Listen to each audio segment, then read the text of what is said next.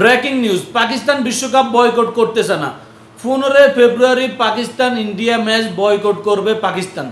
পাকিস্তান সরকার direct জানিয়ে দিয়েছে এটা ক্রিকেট বোর্ডকে যে তোমরা বিশ্বকাপ খেলতে পারো, কোনো সমস্যা নেই, বাট 15 ফেব্রুয়ারি ইন্ডিয়া পাকিস্তান ম্যাচটা অবশ্যই তোমাদেরকে বয়কট করতে হবে বা খেলতে পারবা না, এরকম একটা ডিসিশন দিয়েছে তাদের সরকার। আসলে কি এটা যৌক্তিক? বাংলাদেশকে সমর্থন জানিয়ে ইন্ডিয়া পাকিস্তান ম্যাচ বয়কট করা মানে 3,500 কোটি টাকা লসের মুখে পড়বে আইসিসি। আইসিসি কি এটা মেনে নেবে? আইসিসি কি পাকিস্তানের বিরুদ্ধে কোনো অ্যাকশন নেবে না? আমার মনে হচ্ছে জয়শাহ কিছুটা চাপে থাকবে ভাই। এরকম একটা স্টেটমেন্ট যদি সরকারের থেকে আসে তাহলে আইসিসি কি করবে ভাই আমাকে বলেন।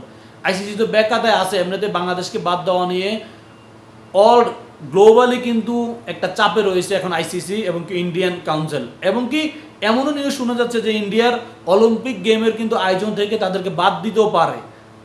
কেননা কোনো দেশ যদি তোমার দেশে না যাইতে চায় তাহলে তো আর হলো না। কারণ অলিম্পিক এমন একটা প্রতিষ্ঠান, এই প্রতিষ্ঠানে ভাই কোনো রাজনীতি বা কোনো অজুহাত দিয়ে চলে না।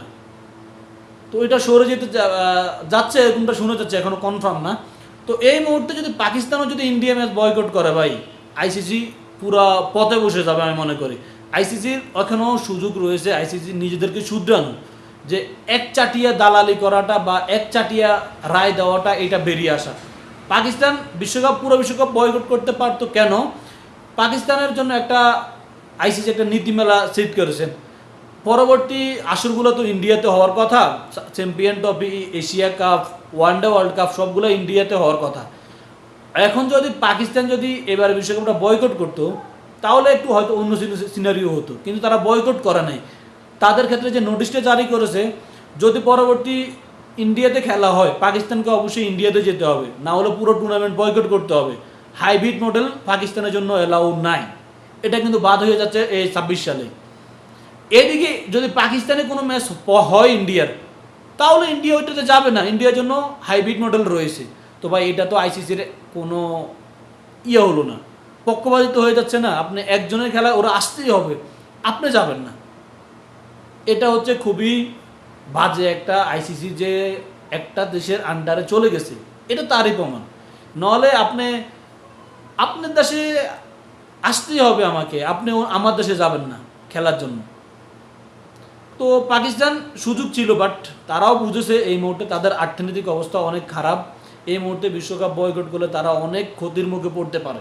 এর জন্য সব কিছু চিন্তা ভাবনা করে তারা এই ডিসিশনটা নিয়েছে। আমি মনে করি এটা ভালো, যৌক্তিক, এটা সমর্থন করার মতো। কেননা এই মুহূর্তে বিশ্বকাপ বয়কট করলে পাকিস্তানের ক্ষতি হতো, আইসিসি তো এমনি প্রশ্নবিদ্ধ হয়েছে, আরও হইতো। তো কি বলবো, দেখা যাক আইসিসি যদি পাকিস্তান ইন্ডিয়া ম্যাচ বয়কট করে, আইসিসি কি করতে পারে, পাকিস্তানকে কতটুকু চাপে রাখতে পারে। প্রায় 3,500 কোটি টাকা লসের মুখে পড়বে আইসিসি কি এটা মানবে?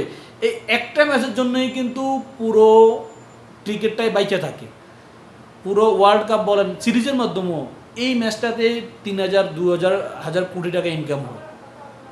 তো দেখা যাক শেষ পর্যন্ত পাকিস্তান যে ডিসিশন নিয়েছে এটার বিরুদ্ধে আইসিসি কতটুকু কি করতে পারে। আল্লাহ হাফেজ, আবার দেখা হবে পরবর্তীতে।